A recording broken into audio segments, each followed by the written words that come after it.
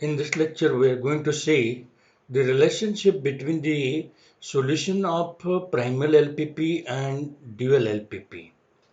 So here we go. This is the primal LPP given to you. That is minimize z equal to 20x1 plus 40x2 plus 50x3 subject to these three constraints: 2x1 plus 2x2 plus 2x3 greater than equal to 48, 2x1 plus 3x2 plus 4x3 greater than equal to 60, and 3x1 plus 2x2 plus 5x3 greater than equal to 60. So by doing all the necessary adjustment in the constraint, that is subtracting slack variable and adding artificial slack variable, and changing the objective function to maximize type and adding the slack and dual artificial slack variable, we get the new problem, preprocessed problem, wherein all the inequalities are converted to equalities, and that we present in this table. You have already seen how to solve this problem by simplex method. So by that method, you solve this problem, and like I show you that right here. This is the first iteration. All right.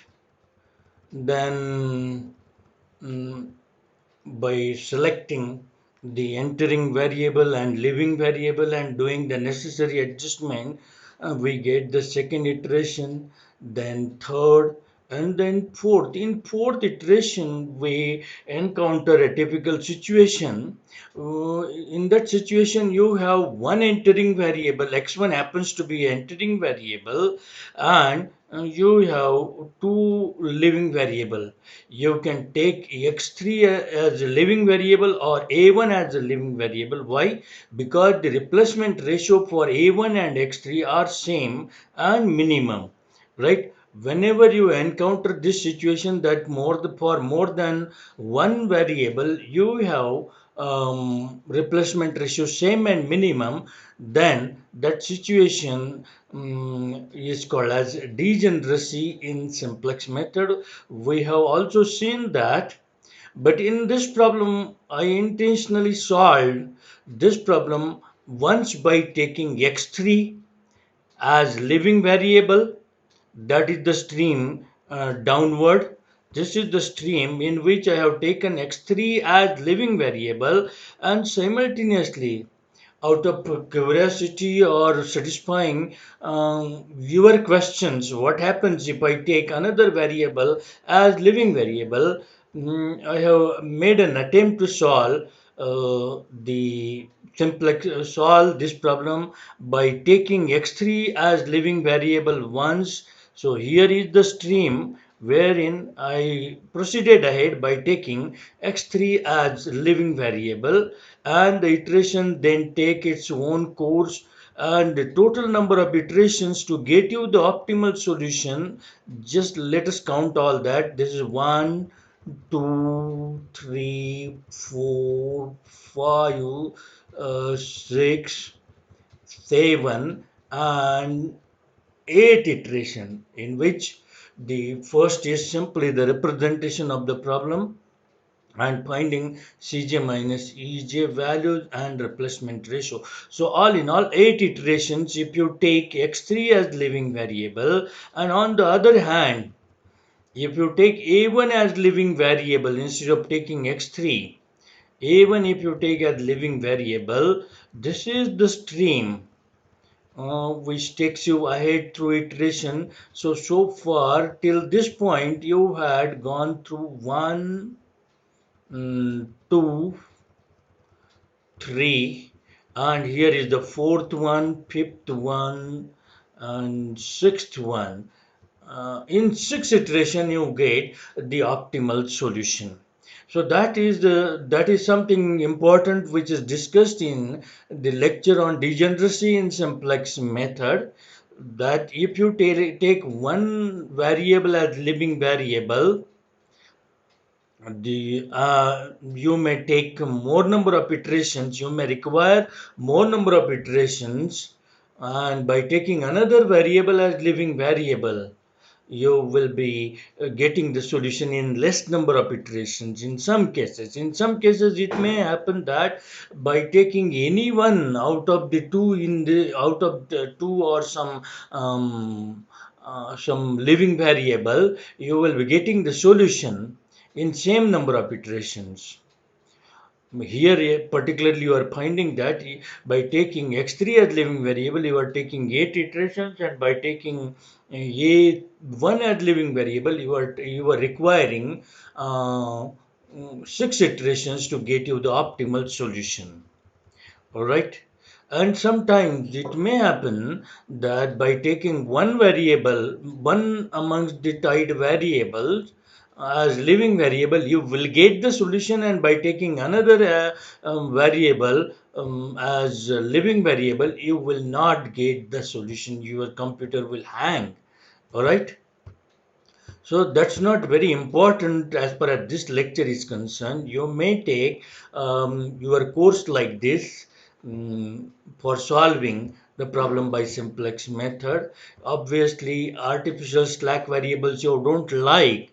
So whenever there is a tie between two variables, you get replacement ratio same. In that case, we say that we have the tie for living variable, and obviously you will like to get rid of the variable which is not wanted, which is unwanted. In this case, a1 is unwanted, right? So now that we got the solution to the primal by solving the problem by simplex method, and we also solve the dual of that problem. Dual we have already made ready. Okay, for this problem, by taking the transpose of this problem, by forming the objective function based on the right hand side constants of the LPP, primal LPP. Like for example, these are the dual variables I have taken, y1, y2 and y3. And these are the right hand side constants of the primal. So 48y1 plus 60y2 plus 60y3. And if this side objective function is minimized, this side dual side objective function will be maximized, right? So here we go. Our objective function is maximized z equal to 48y1 plus 60y2 plus 60y3, and the constraint, first constraint, will be formed based upon the coefficient of x1. One thing must be clear to you, that all the variables in the problem should exclusively be greater than equal to 0. Here it is not written, but that must be the condition, because without that condition you cannot solve the problem by simplex method. Simplex method assumes that all the variables involved in the problem are greater than equal to 0. So that is the condition here, though you are not saying it. So based on the first variable, you form the first dual constraint, that is 2 into y1 plus 2 into y2 plus 3 into y3.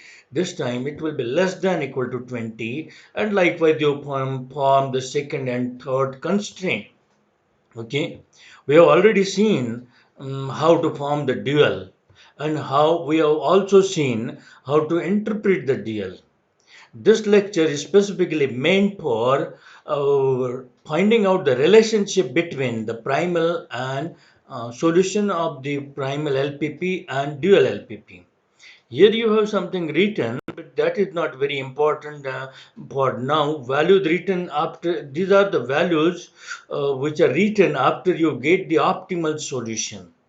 Okay, and that's why you don't think of these values right now, right? So this is the dual. We have already solved the primal. By any one stream you take, you may take either the stream which is shown in this Excel sheet. I'll be sharing this Excel sheet with you. Okay, you solve primal LPP.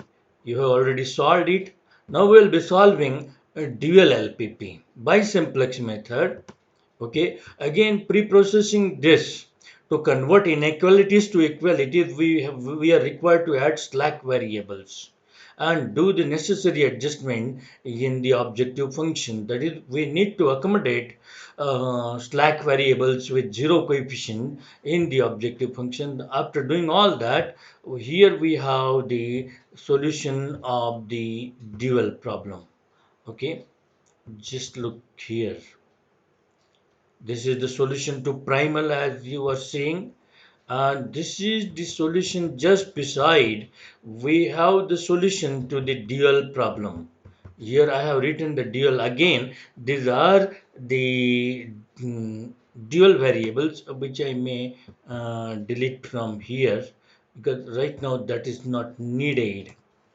Okay, these all things we have covered in duality theory. So this was the dual problem. Okay, and this is the first table of simplex for this dual. Here you see y1, y2, y3 with coefficient 48, 60 and 60 because this objective function is already maximized type. In earlier case it was minimized type, so we converted it to maximized type by multiplying that objective function by -1.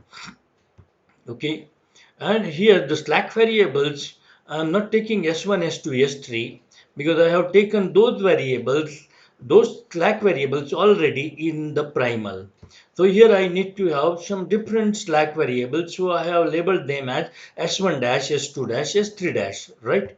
And here we have the constraints 2, 2, 3, 20. See here 2, 2, 3, 0. All right, 2, 2, 3. Here it was required to be. I'm sorry, something. Yeah.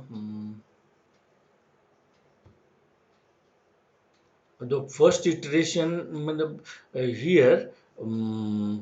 The first iteration, I think. So I corrected the dual a bit. There was minor mistake in the dual simplex solution. So after putting this problem in the first iteration, you know how to do it. And we found out Cj minus Ej, and that comes out to be equal to 48, 60, 50, 0, 0, 0. Okay, all Ej's will naturally be 0 because the multipliers of S1, S2, S3 basic variables are 0, and this multiplied by any of this column will be giving you 0. Therefore, Cj minus Ej is the value you are seeing here, 48, 60, 50, 0, 0, 0. Z is also 0 because this multiplied by this CB multiplied by B column gives you 0. Now maximum value amongst this, maximum positive value amongst Cj minus Ej is 60. So y2 will be entering variable, and living, for finding living variable you find out the replacement ratio, which is the ratio between B by K. So here you get 20 divided by 2, 10, 40 divided by 3, that is definitely greater than 10, and 50 divided by 4 is 12.5. So 10 happens to be minimum, so S1 will be leaving, Y2 will be entering, and this is the key element. You will be converting Y2 column to 100 because Y2 is the first basic variable. In attempt of that, your simplex iteration, simplex table will change like this, right? And now you find Cj minus Ej values, like for example here 48 minus 60 is minus 12, 60 minus 60 is 0, 50 minus 16 to 3 by 2 gets you minus 30, and then 0 minus 30, that you get minus 30, then 0 minus 0, 0, 0 minus 0, 0, and z comes equal to 600. So as all Cj minus Ej are less than equal to 0, and in B column in simplex method we will always be getting positive values. So we soon, when we get all Cj minus Ej values less than equal to 0, we got the optimal solution. So here we have the optimal solution for the dual, optimal table for the dual, and this is the optimal table for the primal. Okay, if you recall, this was the optimal solution for the primal LPP. Now, what we come to know by the comparison of LPP solution, primal LPP solution, that is this one, and dual LPP solution, that is this one thing is very sure, that Z value here for primal, optimal Z is coming out to be minus 600. It is in fact 600. Why? Because we have multiplied our objective function by minus 1, and this is minus sign because of that. So in fact originally it is 600, and here too optimal Z is 600. That means that is the first finding. Z for primal, Z optimal for primal, right? Z optimal for primal and dual is same. Here it is minus 600, here it is 600. So if you ignore the sign, both are same. Z optimal for primal and Z optimal for dual are same. That is the first finding. Okay. Another thing which is very important, that for knowing that, once again we will be going back to our primal and dual LPPs. Okay, right here you know that S1 minus S1 plus A1 are the variables which we add in the first constraint, like with minus S2 plus A2 in second and minus S3 plus A3 in third, for converting these inequations to equations. And these are the dual variables y1, y2, y3. So y1 corresponds to s1, s1 corresponds to y1, s2 corresponds to y2, s3 corresponds to y3. Now we have to find out if there exists any relationship between something of s1, s2, s3 and y1, something of y1, y2, y3. So for that, let us go to the optimal iteration. So we are trying to find out, we are trying to relate something of S1, S2, S3 with something of Y1, Y2, Y3. So here we have both the solutions available to us. So just come here. Okay. So S1, this is the column for S1, this is the column for S2, this is the column for S3. Here I have written the variables S1, S2, S3. Right? So S1's Cj minus Ej value is 0. S2 Cj minus Ej value is minus 10, and S3 Cj minus Ej value is 0. So to bring out some association between S1, S2, S3, something of S1, S2, S3 with something of Y1, Y2, Y3, I simply write Y1, Y2, Y3 just in the columns of S1, S2, S3. Okay, and now for I check the values of y1, y2, y3 on this side, because the values of this variable will be available to me, on the dual side. So y2's value is 10, and y1's and y3's value is 0. Why? Because they don't exist in this table. Whichever variables don't exist in this table have 0 value. That we had been saying right from beginning of simplex concepts. So y2's value is 10, y1 and y3's value is 0. So we know y1 is 0, y2 is 10, and y3 is 0. So here, by associating these values, by putting y1, y2, y3 in the columns of s1, s2, s3, we get to know that y1 is 0 and S1 Cj minus Cj value is 0. Y2, here I know 10, and S2 Cj minus Cj value is minus 10, and Y3 is 0. So S3 Cj minus Cj value is 0. So that is how the values which I get here are available somewhere here. wha- whatever I get in the last column is last row is available somewhere in the last column of the optimal iteration. This is very interesting relationship. So here I write Cj minus Ej value for slack variable is the value of corresponding dual variables. Okay, value of corresponding dual variable. All right. Uh, so uh, I can get the solution to the dual without solving the dual. If I would have solved simply primal, there was no need of solving the dual. Or if I would have solved this dual, there was no need of solving the primal. You have to solve either problem to get the solution for a dual or primal. Okay, so here simplex method has the capability to give you the solution for two problems. One for itself, that is for primal, and another solution which you can get is for dual. If you know the solution to the dual, you can get the solution to the primal from the solution of dual. Now just check that. Okay, here I have the solution for dual. Now S1 dash, S2 dash, S3 dash column, their Cj minus Ej values. S1 dash Cj minus Ej value is the value of a corresponding dual variable x1. It was for that reason I had written here x1. I yeah, I had erased that value when it was in the beginning. Okay, so here it is x3. So just to tell you the thing again, Cj minus Ej value for S1 dash is the value of x1. Just check there, just right. Cj minus Ej value for S1 dash is minus 30. You ignore the sign or take the sign reverse of what you see there.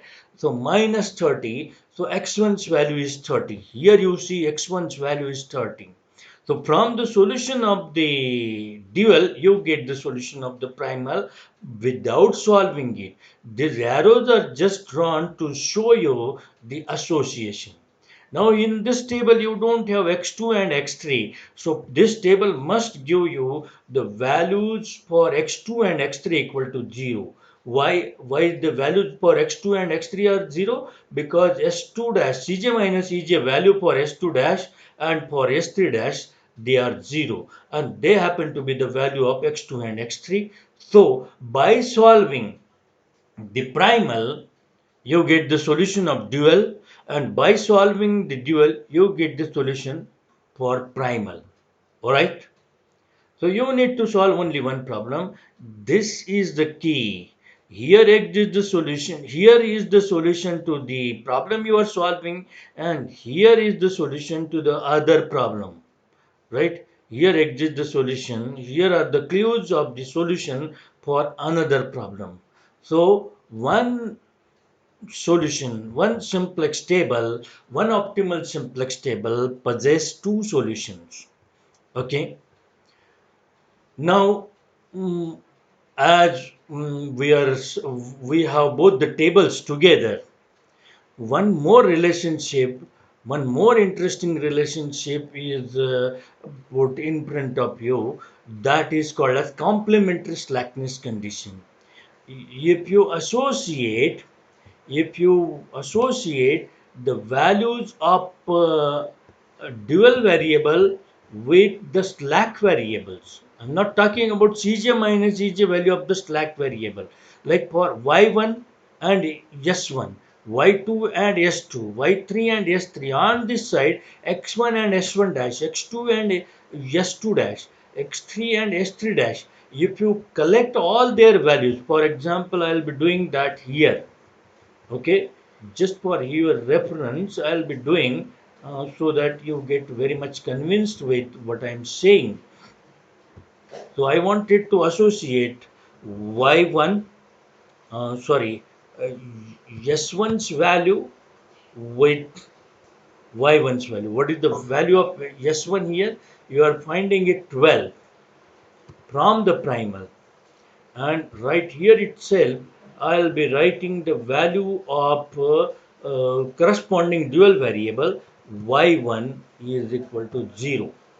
All right, y1 corresponding dual variable, I am getting that value right here. Y1's value is the cj minus ej value for s1. So y1's value I got. Now s2, what is s2? As you find in the table, s2 is equal to what? S2 is not there in this table, so its value is 0, and value variable which corresponds to dual variable which corresponds to S2 is Y2. Y2, as you find here, is 10. Okay, it is the Cj minus Ej value for S2. So from that I am getting the value of y2, and let's go a little ahead. S3. What is the value of S3? S3 is 30, as you see there. S3 is 30, and corresponding to S3 dual variable is y3 whose value is 0. Alright, value is 0. Alright, now come on to this side, just to confirm one relationship or just to get convinced with one relationship. Now S1 dash here, okay, S1 dash, I forgot to put dash here. Okay, here there is a dash because they are not S1, just here there is a dash, and here also there is a dash. Y2 is Y2, S2 dash, and S3 dash. Okay, so here you have S1 dash, S1, I'm sorry, what is that? S1 dash, S1 dash is not there in this table, so its value is 0. So corresponding to S1 dash, the dual variable is X1. X1's value is 30. Alright. Then corresponding to S2 dash, first of all, what is the value of S2 dash? S2 dash value is how much? It is 10. And I will be interested immediately in the value of x2 because x2 corresponds to s2 dash, and x2's value as I am finding here is 0. Alright. Then last combination, s3 dash. Value of s3 dash is 10, and corresponding to s3 dash is x3. Its value is 0, as you see here. Why 0? Because x3's value is cj minus ej value for s3 dash, and that is 0.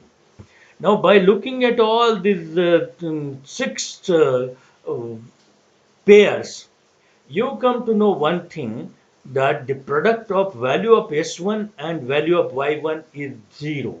12 into 0, 0, 0 into 10, 0, 30 into 0, 0, 0 into 30, 0, 10 into 0, 0, 10 into 0, 0.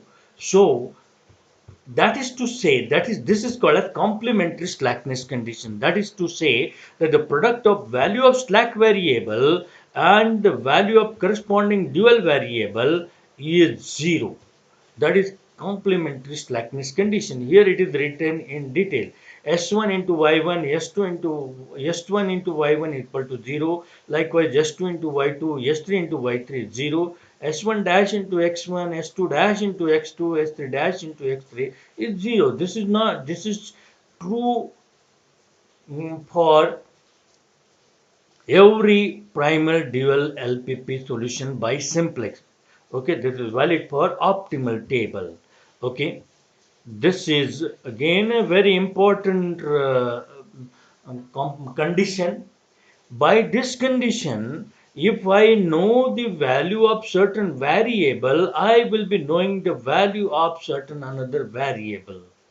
Okay, so by knowing this, when you want to solve the problem, uh, say this problem, if you want to solve by simultaneous equation method, or matrix method, the biggest hurdle in that, you have more number of variables than you have the number of equations. So complementary slackness condition helps you in reducing the number of variables by fixing their values. Okay, these are in fact few more equations. Okay, though they are of non-linear nature, but we are not least affected by their non-linear nature. We will be freezing the value of one variable if I know the value of another variable. The freezing is not possible if you know one variable to be equal to 0, then in that case this may or may not be 0. But if you know that one of the variable is having some value, then another a value other than 0, then another definitely will be 0, and that sum of these six equations will help you in pressing the value of some variable, thereby bringing this set of equation wherein you are going to have six variables and three equations. Out of these six variables, you will be killing three variables, finally getting you what number of equations equal to number of variables which you can solve. Okay, even though I am saying that by solving the problem by simplex method you get the solution to another, but this is complementary slackness condition will be helpful to you if you have solved the problem not by simplex method, or somebody has given you the solution. Okay, don't know by which method, but you have the solution of the LPP directly available to you, and in that case, as simplex is not available to you, you will have to take the support of complementary slackness condition to find the solution to the dual. All right. So we will not, but these clues are enough for you to get the solution to the primal if you know the complete solution to the dual without solving the problem by simplex method. So you do it yourself, you get the solution, complete solution to this problem by the simplex, and assume that your simplex is not available to you, and find the solution to the primal by using complementary slackness condition. So I don't discuss that much. I leave that part to you. Getting the solution to the primal or dual hmm, by using complementary slackness condition if the solution to one problem is known without solving it by simplex method. Right? So now, owing to this great relationship which exists in between primal and dual solutions, getting motivated by this dual simplex method was devised, which works in a transposed way. It's not much different method. It is not method as such. I'll be calling that as dual simplex process, because that had that been the method, it would have possessed the capacity to give the optimal solution by using that method completely, but it doesn't many times give you the optimal solution. So it is a small process. Okay, it is not a method, it is a process. So that process we'll be seeing now, right? Dual simplex process, that is our second agenda, and it's not much difference except for slight philosophical change, slight philosophical relaxation. Rest other things are same. So right here, you must have noticed that your simplex primal problem took you six iteration, and dual was very easily solved, just two iterations, right? So at your disposal, you have the simplex method. In this simplex method, in this simplex applied to primal problem, right? you are seeing that there are greater than equal to constraint, and because of this greater than equal to type of constraints, you were required to subtract from each of the constraints slack variable, and you were required to add artificial slack variables, right? And it was a tax of two variables per greater than equal to constraint. Okay, and why it was there? Because to start our solution, we wanted to have one variable which exists only in one constraint, and that too with plus one coefficient. And it was for that reason we were forced to add what is called an artificial slack variable, and that complicated whole the situation, whole the procedure of our simplex method. Okay, now we will be solving this same problem. Okay, we will be solving this problem by dual simplex method. So I have picked up this problem. Now I'll be taking you to another sheet. Right, here is that problem. All right. Um, I hope the things are visible to you, or let me increase the size of the fonts right here. Okay,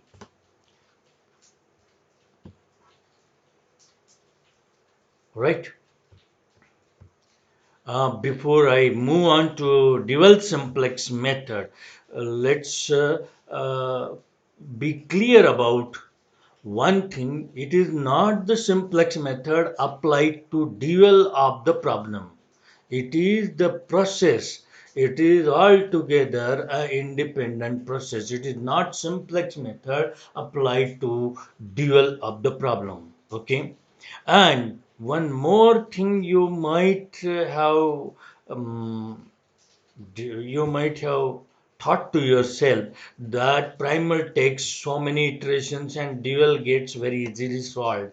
It's not like that. Okay, you cannot compare. Might be sometimes primal takes more iterations, sometimes dual takes more iterations, sometimes both take same iterations. So you do not relate the number of iterations taken by primal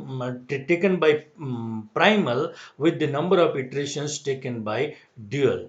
Okay, that confusion should not be there. So you should not get attracted towards solving dual. Sometimes it may fall wrong, right? So we will now be seeing dual simplex process.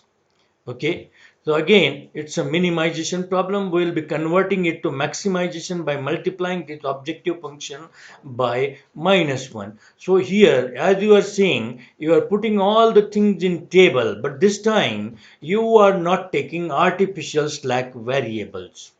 That time, when we were saying simplex method, we were quite orthodox on having our problem started with artificial slack variable. Why? Because we were not in we were not agreeing to multiply the equation by minus 1 that time.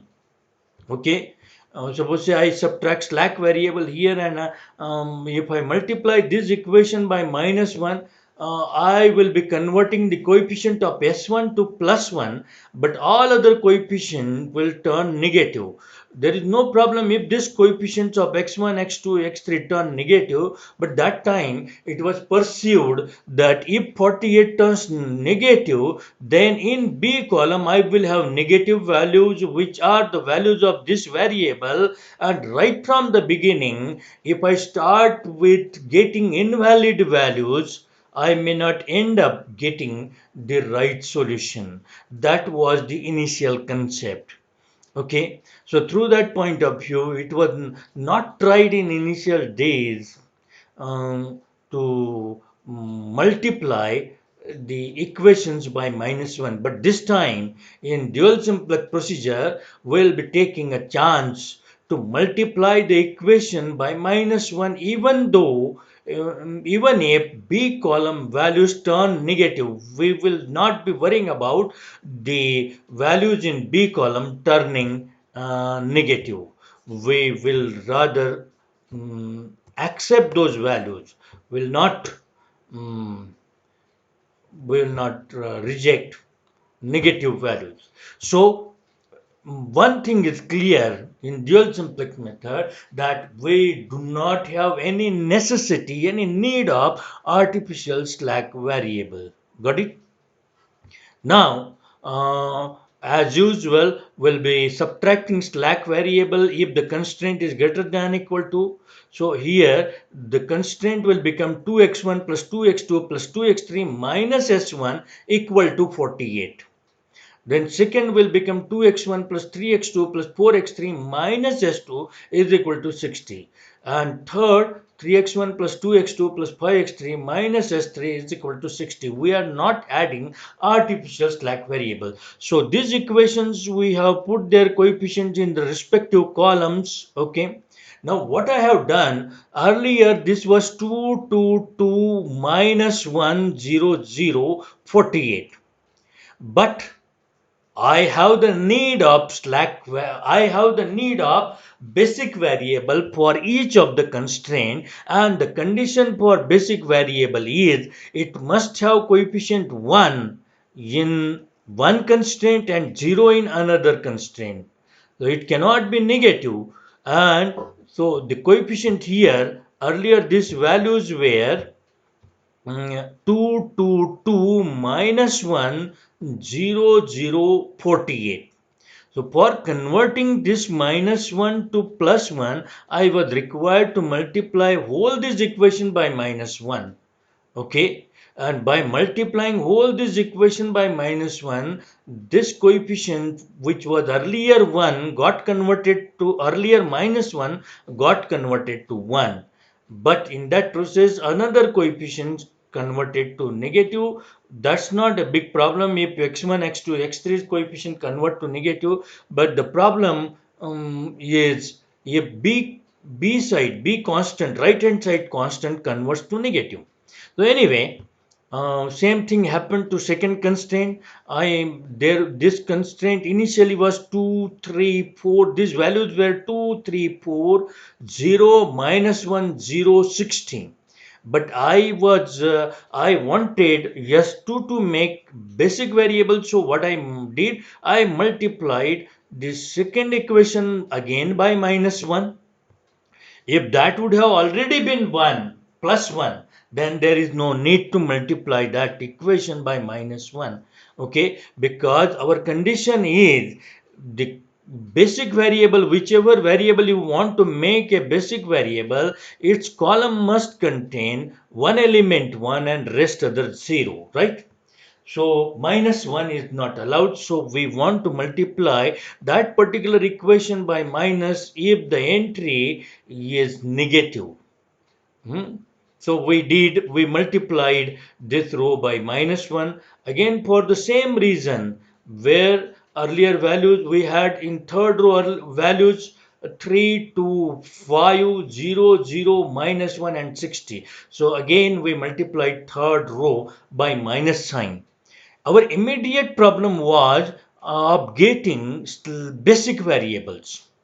Okay, basic variables are those variables which have in their column one element 1, rest other 0. Minus 1 is not allowed. So I got my first basic variable as S1 because S1's column contains first element 1 and rest other 0. S2 second basic variable, S3 third basic variable, their coefficient 0. Okay, but I am not very serious about right now that B column values, negative values are not troubling me. Okay, I will take their care soon when they start troubling me. Till that time, I will complete other things whichever I can complete. I can find out EJ. Okay, EJ, I know how to find CB multiplied by x1 coefficient will get me EJ for x1, likewise EJ for x2. All EJs for x1, x2, x3, s1, s2, s3 are 0 and Z is also 0. The process for finding EJ and Z is same. This values multiplied by this values will get you this value, sum of the product. Then Cj minus Ej, you are getting minus 20, minus 40, minus 50, 0, 0, 0. Now you are saying that the solution is optimal, but it is not feasible. Why? Because the values of this variable are negative. So now we are in little bit of trouble. Okay, whenever you know your problem very well, problem itself tells you the solution. You know that your problem is you have negative values of these variables, whereas you don't want these values to be negative. Okay, so if you don't want these values to be negative, then what best you can do is find out the maximum negative value from b column and take that as living variable. Okay, you attach your variable corresponding to maximum negative entry, you take that as living variable. So in dual simplex process we get first the living variable. Okay, and what is living variable? Whichever variable has maximum negative value in b column is the living variable. If you don't have negative value in b column, then you can't use dual simplex process, neither there is need of using dual simplex process. Okay, that problem will be handled by simplex method and simplex method only. All right. So if from amongst all these three values I am finding that this is maximum negative, this is also maximum negative, you may take this as living variable or this as living variable. I have taken this as living variable, so S3 is living. Then what variable will be entering? For finding entering variable, like I find replacement ratio in simplex method as a ratio of b by key column. Okay, last column divided by key column. In dual simplex method, replacement ratio is found by last row divided by key row. But the ratio is between negative quantities only. In simplex method, it was between positive. Here it is between negatives. Alright. So here you just find Cj minus Ej. I have to find out ratio between Cj minus Ej by this is wrong. It's not Cj minus Ej by Ej. This is Cj minus Ej by key. All right. Cj minus Ej by key. Key here is a key row. And what is key row? Row corresponding to living variable. So I'll be taking the ratio between minus 20 by minus 3. Okay. So minus 20 by minus 3 I am getting here. Just a minute. I am getting here minus 20 by 3. Okay, instead, what seems here is instead of taking this as living, you can take this as living, but what iteration is in front of me, it tells to me that this is mistaken position. Living is mispositioned. Okay, right here I'll be doing the correction. Okay, and okay, this is living. Okay, because I'm not just vaguely changing the living variable. S2 I'm taking as a living variable because maximum negative was the criteria of deciding. Maximum negative b value was the criteria, and that criteria is still valid with just two row. So this is the key row. So my ratios are going now between minus 20 by 2 is 10. Okay, if this is negative, then only you have to take the ratio minus 20 by minus 2, that is 10. Minus 40 by minus 3, 40 by 3, and 50 by 4 is 50 by 50 divided by 4, minus 50 minus divided by minus 4, 50 by 4. So amongst all this is minimum. 10 is minimum. So this x1 happens to be the entering variable. Okay. So with that change, we will proceed to next iteration. All right.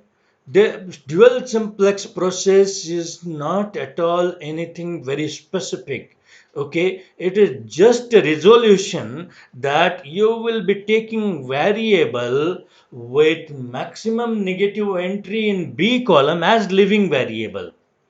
And if you take, if there exists negative entry in B column, then you will be using this process for bringing all the things right on track. Okay. This is a little bit of diversion from our regular simplex process, right? What kind of diversion? Yeah, this diversion wants you to first decide living variable and then decide entering variable. Okay. If you understand this diversion, you have understood dual simplex process. Rest other things are same as simplex method. Okay. Had the name not been there like dual simplex process, then also you were required to do this kind of process. Okay. Right. I'll be talking once again about it after I finish the second iteration. Now I got to know that S2 is living variable in place of S2, X1 is entering. So the composition of basic variable is coming like composition of basic variable is S1, X1, S3. Right. X1, X1, X3. Now immediately once you have these variables known, you write the coefficients of this variable from objective function. S1 and S3 already you know from previous iteration 0. X1 coefficient from objective function is minus 20. Now you will be dividing whole this row because you have your x1 as second basic variable. So x1's column has to be made as 0, 1, 0. So from minus 2 to for getting this minus 2 translated to 1, you will be dividing whole this row by minus 2. So thereby you get 1, then 3 by 2, then minus 4 divided by minus 2, 2, then 0 here, minus 1 by 2, then 0 here, and minus 60 by 2 gets you 30. So that negative has been translated to positive. Right. Now by applying these rules, which I don't need to explain you much because this you had been doing right from the time of simplex method. So this method, the processes are not changing. Row manipulation you have to do still the same way. Like for example, here you want to get 0, so you can directly have the rule in between these two, like minus 2 plus minus this. So you can have the rule like R1 is equal to R1 minus R2, or your rule you can base with reference to the new R2 which you have got here by dividing this row by 2. You may use in your manipulation this row as it is or the modified R2. Okay. So that we have already talked about. All right.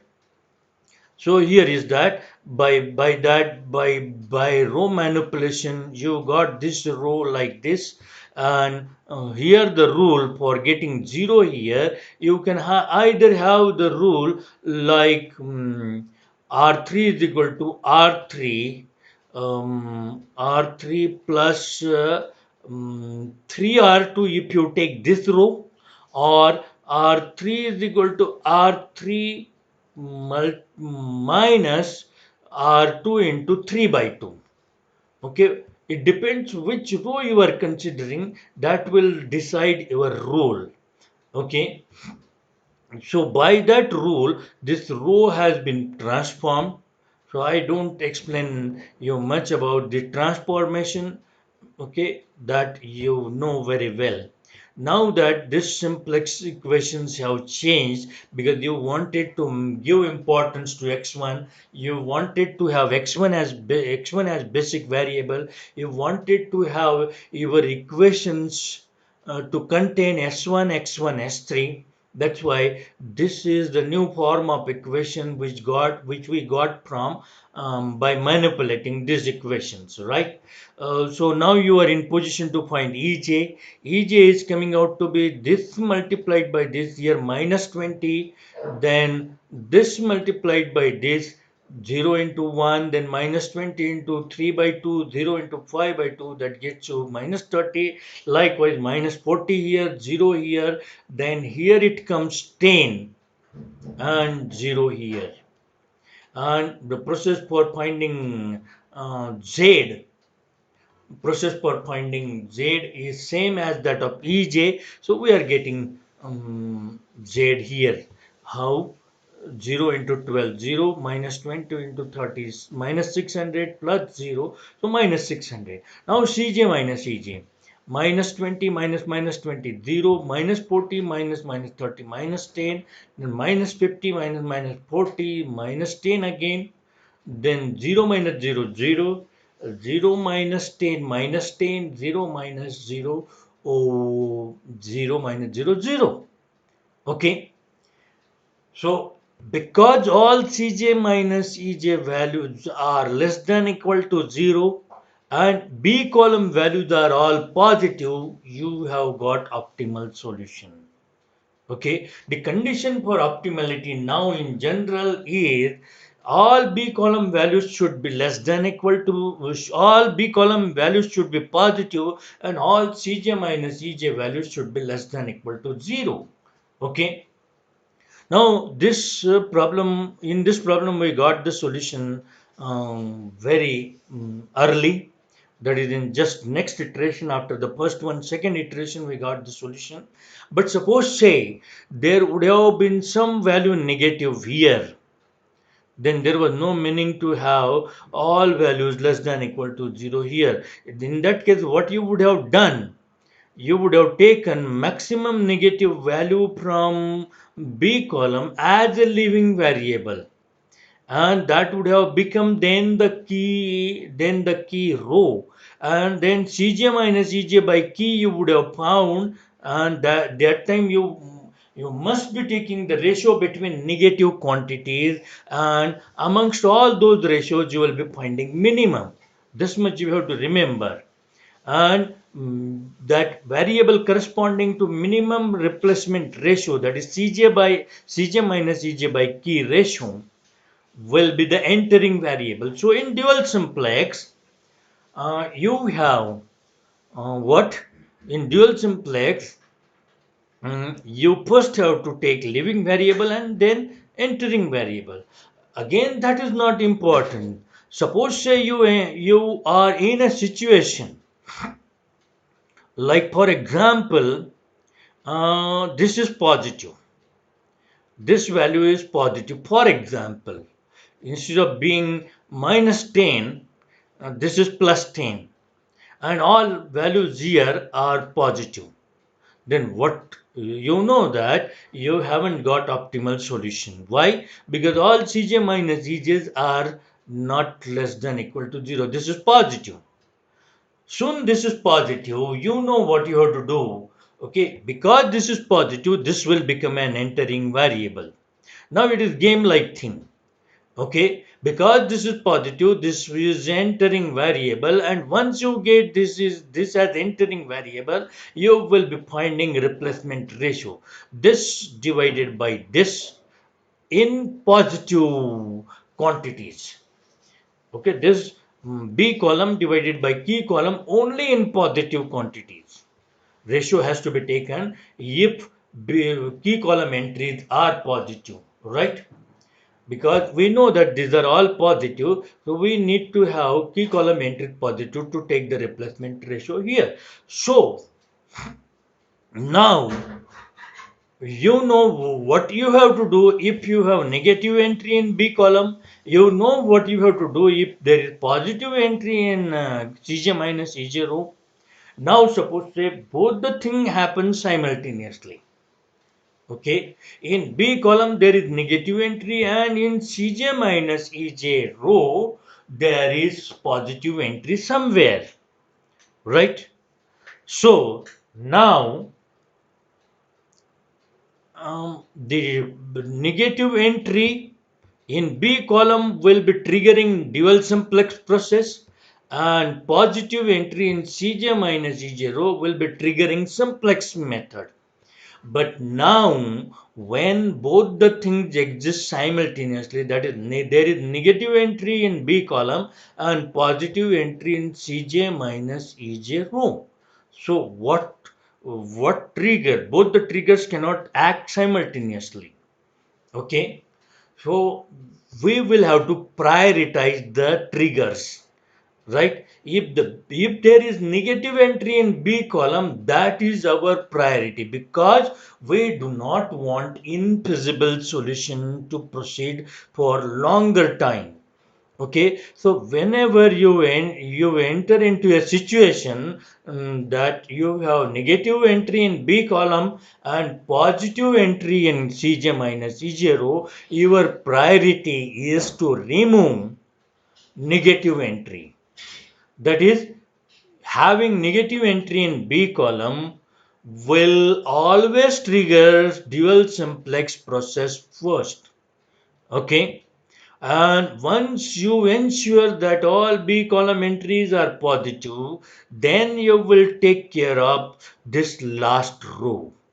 If in the process all of them have converted to negative, fine, you got the solution there itself.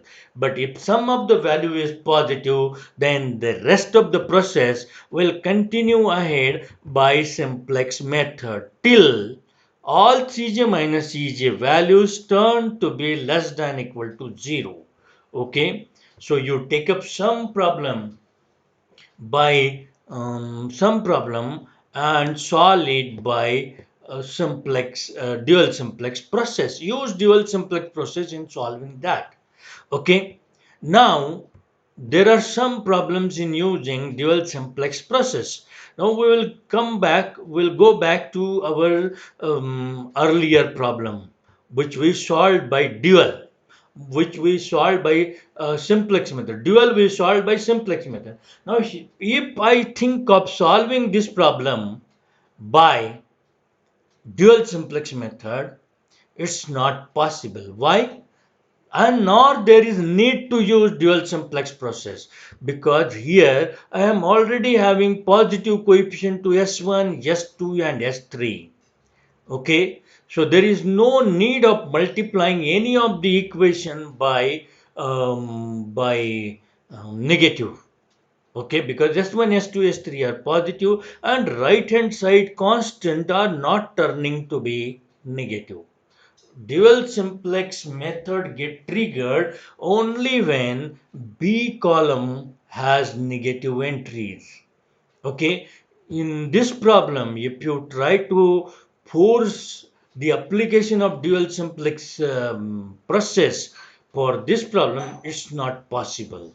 Okay, so that is not having dual simplex method, even though it is called by some textbook, it doesn't have that way the status of method. It is a process. Okay, method is a complete replacement of certain counter method. Like dual simplex method, had it replaced simplex totally, then it would have had the status of method. But it is not replacing uh, simplex method totally. It is taking care of small portion of something which occurs unusual in the um, in the progress of simplex. It just take care of some unusual occurrence in B column. So it is called a dual simplex process. I hope you have understood it. Okay. So you don't try to apply dual simplex process everywhere. Okay, it gets triggered and it gets initiated only if the trigger from B column is of that kind, if there is negative entry in B column.